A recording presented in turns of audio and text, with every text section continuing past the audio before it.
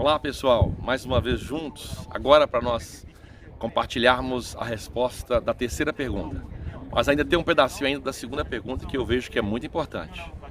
Mas antes, quero te pedir, se inscreva no nosso canal, nos dê um like, compartilhe com seus contatos, deixe seus comentários aqui no rodapé, os quais são muito importantes para nós, tá certo?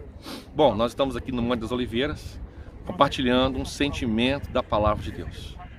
Bom, na segunda pergunta e que sinal verá da tua vinda? Eu respondi isso no vídeo anterior.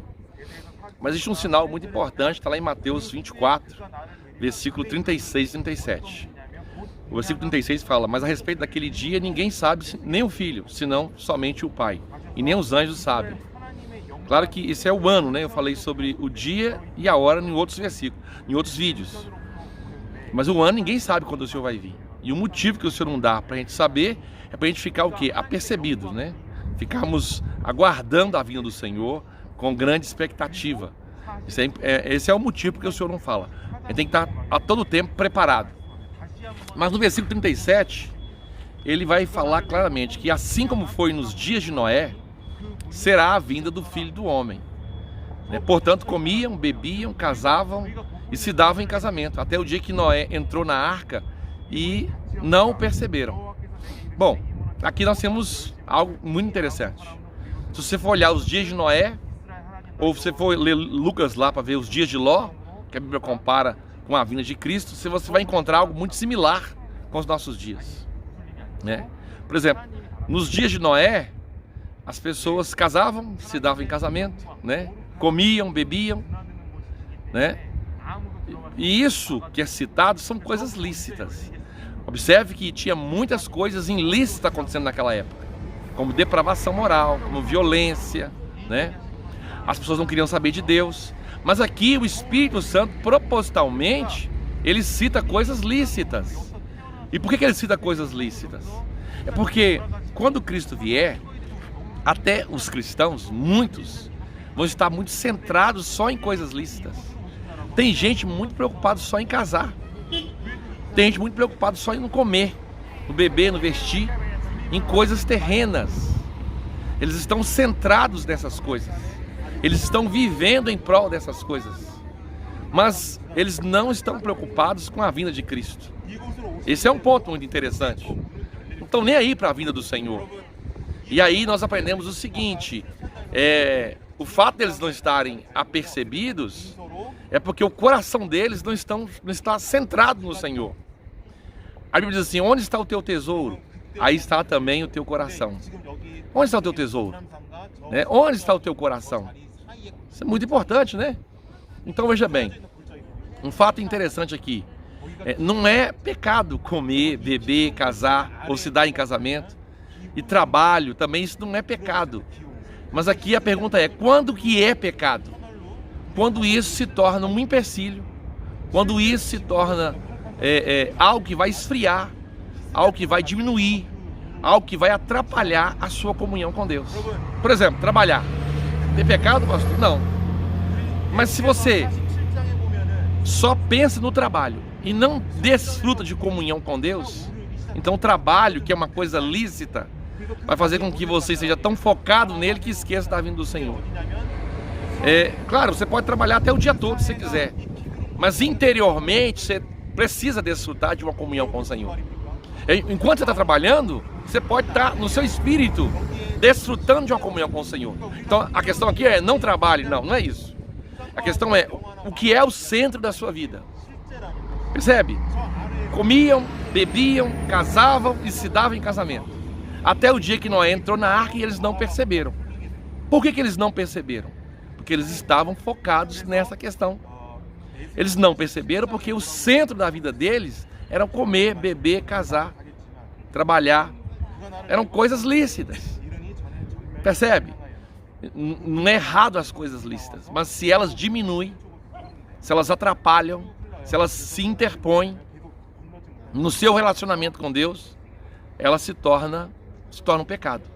Por exemplo, se você estudar mundo na Bíblia, você vai encontrar 4 tipos de mundo, se eu não estou enganado. G é o mundo geográfico. Cosmos é o mundo físico. Mas tem um mundo que chama, no grego é aion, E esse mundo é um mundo sistema. É como as coisas são feitas. É esse mundo que o Senhor odeia. É esse mundo que nós temos que fugir dele. Nós estamos no mundo, não estamos? O Senhor não vai nos tirar do mundo, mas do mundo físico. A Bíblia fala assim, se alguém ama o mundo, o coração dela não está em Deus. Não tem como você amar o mundo e o Pai. Né? A Bíblia fala lá em Tiago 4,4, insensatos, infiéis, não sabeis que a amizade com o mundo constitui inimizade contra Deus? Ali não é mundo pessoas, não é mundo planeta, é um mundo sistema, é um mundo aion. Tá vendo? Isso tem a ver com a terceira pergunta e a terceira resposta, que a gente vai iniciar já já. Mas ainda sobre a questão dos dias de Noé. Nos dias de Noé, claro, havia uma população muito grande, uma explosão populacional, e nós estamos caminhando também para uma explosão populacional, quase 8 bilhões de pessoas no planeta, né? Então, nos dias de Noé, você vai ver lá muitas promiscuidades, né? Imoralidades, leviandades, e hoje da mesma forma. Por exemplo, você vai ler lá no Ló 17, quando compara a vinda do Senhor, vai falar nos dias de Ló, né?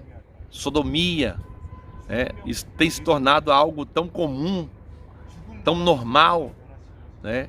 No meio da nossa sociedade, né? Então, antigamente essas coisas eram exceções, né?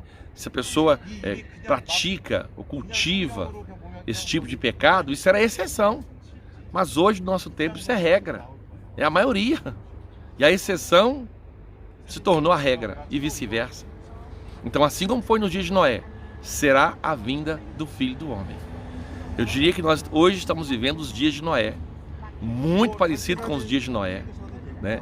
Eu fiz um vídeo que eu falo que só tem uma coisa que nos dias de Noé que não tem hoje, mas que vai ter na vinda do Senhor, na vinda física, quando o Senhor vier para aparecer para o mundo, que é no final da grande tribulação. Existe a vinda do Senhor, a parúzia. A palavra parúzia, no grego, quer dizer vinda. Ela inicia a parúzia com a colheita das primícias. Um grupo de santos que vai até o Senhor para estar no trono. No final dos 7 anos, tem um grupo que encontra nos ares, que é a ceifa, né? Então a parúzia inicia, mas o Senhor não vem. Aí, de acordo com Zacarias 14:5, um grupo vem com o Senhor no final da grande tribulação. E aí, nessa manifestação do Senhor, nesse aparecimento do Senhor, quando o Senhor vier para se revelar para o mundo, que é o final da grande tribulação. A grande tribulação são 3 anos e meio de falsa paz, 3 anos e meio de grande tribulação. Você vai ver o seguinte, que o poço do abismo vai ser aberto, de acordo com Apocalipse capítulo 9, a quinta trombeta, o início da grande tribulação. E aí o que está lá no abismo vai sair para fora. Porque Satanás, que vai ser lançado por terra, depois de uma batalha, porque ele foi expulso do terceiro céu, e agora está no primeiro e segundo, isso mesmo. Tem gente que pensa que Satanás está no inferno. Não, ele está no primeiro e segundo céus. Efésios 2:2 e Efésios 6:12. Ele é o príncipe das potestades do ar. Mas esse ar vai ser limpo, para que um grupo de santos se encontre com o Senhor nos ares. E na quinta trombeta ele vai ser lançado na terra. Isso mesmo, lê Apocalipse 9:1. Aquela estrela que cai do céu é Satanás. E Deus vai dar permissão a ele de abrir o poço do abismo. Aí quando ele abrir o poço do abismo, o que está lá dentro, que foi preso no dilúvio, sai para fora. E aí vai estar exatamente como foi nos dias de Noé, né? Os mesmos seres que estavam no dia de Noé vão estar aqui, no período da grande tribulação. Aqueles 200 milhões lá citados que estão no abismo, esses 200, esse número 200, ele é simétrico com o número 200 lá dos 200 vigilantes que foram presos, né? Claro, são os filhos dos anjos que foram presos no Tártaro, mas isso é outro assunto. Então veja bem, a terceira pergunta, ela começa em Mateus 25:31, né? Quando o Senhor vai reunir todas as nações, quando Ele vai vir para estar diante de todas as nações, que é a consumação do século. Bom, a consumação do século, ali é o fim do mundo, mas é o mundo sistema que a terra vai ser restaurada. Tem gente que acha que não vai existir mais terra e nem vai existir mais esse céu. Claro que vai. Lá, Apocalipse 21 fala: vi novos céus e nova terra. Lê Apocalipse 22, você vai encontrar lá as nações, né? Esses três grupos é muito importante você diferenciar a posição deles no reino e no plano de Deus. Por que a terceira pergunta é muito importante para as nações? E aqui vai contra a teologia que a gente aprende aí em seminários. Deus tem um plano para as nações também, para os gentios. Lê Atos capítulo 15. Lá, Atos 15. Procura o texto lá, você vai ver lá a restauração para Israel, para a igreja e para os gentios. Mas se você quer saber melhor, vou dar aqui os textos para você ler, pesquisar. Um é Apocalipse 14, versículos 6 e 7. Apocalipse 14, versículos 6 e 7 fala do evangelho que será pregado pelos anjos no período da grande tribulação. E o contexto desse evangelho é: temei a Deus e dai-lhe glória, pois chegada a hora do seu juízo. Ali, quando chegar naquele ponto ali, o corpo de Cristo já vai estar completo. Mas as nações que andarão mediante a sua luz, está lá em Mateus e Apocalipse 21, e a luz aqui é da noiva que está nos ares, vão estar nesse contexto aqui da terra. As nações vão continuar gerando filhos, de acordo com Isaías 11. É tanto que no final do milênio, Satanás ele sai do abismo e vai enganar as nações. Aí é a última batalha, Gog e Magog, que é no final do milênio, para as nações. Então ainda tem uma era ainda, a era vindoura, a era do milênio, que inicia bem e termina mal, no sentido de que muitas pessoas vão se corromper. Então, Mateus 25, 31 é importante para as nações por causa de quê? Porque Deus tem como um plano também as nações. Ó, o primeiro povo que Deus trabalhou foi gentios. Você vê lá, de Adão até Abraão, todos eram gentios. E ele trabalhou com eles 2000 anos, sistematicamente. E houve um fracasso. Houve algo, como é que eu posso dizer, terminou ruim. Porque o dilúvio, só 8 pessoas se salvaram. Você vê que Deus chama Abraão, e Abraão, de Abraão até Cristo, são 2000 anos. E terminou como? Com um fracasso.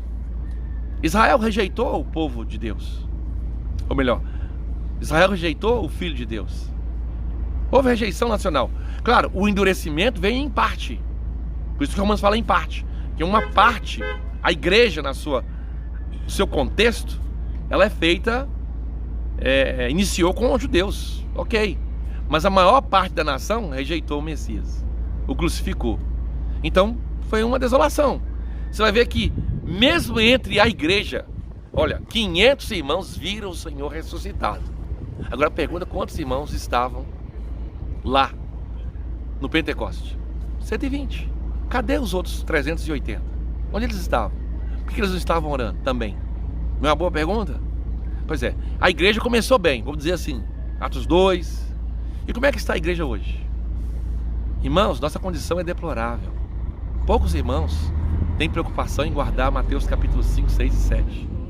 Hoje nós vivemos da ostentação dos títulos, dos líderes religiosos. Infelizmente, chega perto de algum irmão e ele diz assim: ó, me chame de pastor. Não, eu já sou bispo. Não, eu já sou apóstolo. Não, eu sou patriarca.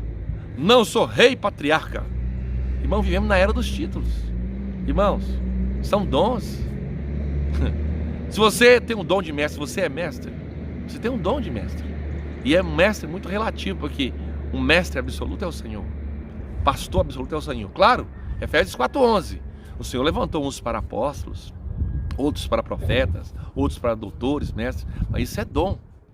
Nós todos somos irmãos. João capítulo 3, versículo 30. Convém que nós venhamos diminuir, irmãos, né? Então a igreja hoje é comércio. Infelizmente, as pessoas estão preocupadas em encher os templos.